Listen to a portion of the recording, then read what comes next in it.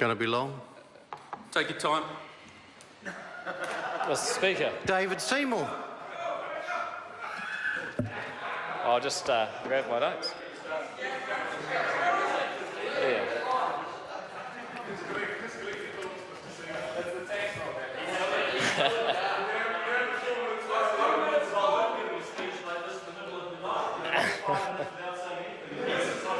Mr. Speaker, I rise on behalf of the ACT Party in opposition to the Overseas Investment bracket owning our own Rural Land Amendment Bill.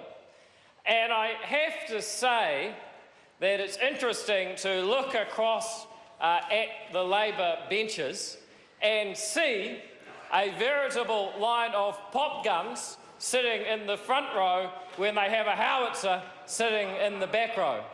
And then I look across to the New Zealand First Party, and I was going to say to them that it may be too late for any kind of cerebral advancement, but let's at least have some integrity. And didn't Clayton Mitchell let us down in that regard tonight?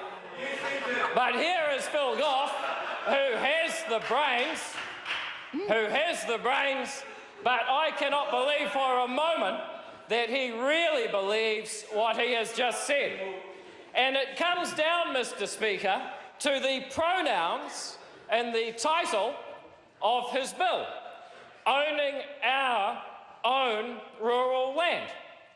And the question is, whose land exactly is it? Because to listen to Mr. Goff, it would seem that we have actually a system of collective ownership.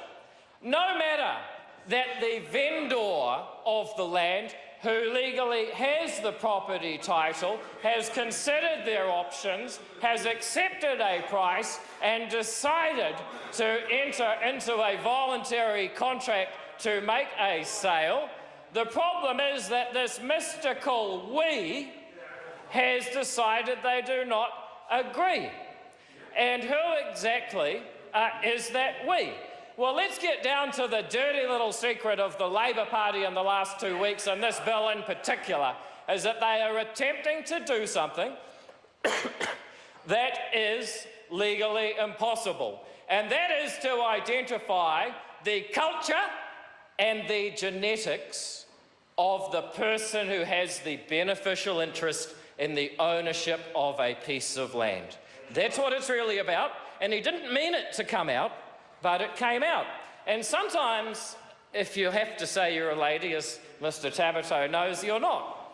When he said, I would like to list the Australians, the Americans, the Canadians, the British, and all of the white people who invest in land, what he was really doing, in a rather Freudian sort of way, was explaining to the House that he was not really interested in the culture and the genetics of those who hold the beneficial interest in the piece of land. Oh, no, because he's not like that. He's a howitzer, a cut above the pop guns in the front row of his party these days. But unfortunately, in a rather Freudian way, that he didn't want the truth to come out, but he let it out. And that's what this bill is fundamentally about. In contrast to the history of our country, a country whose history is a history of foreign investment, a country that has relied upon injections of foreign capital, as you would expect it to, being at the far edge of the world.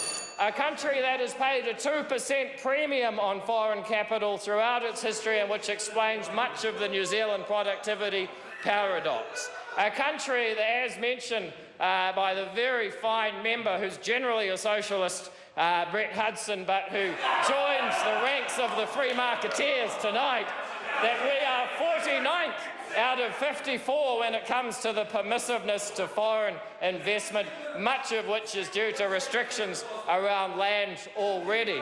The countries that rank worse than us in permissiveness for foreign investment are countries such as Indonesia, Saudi Arabia, and the always nationalistic and Japanese.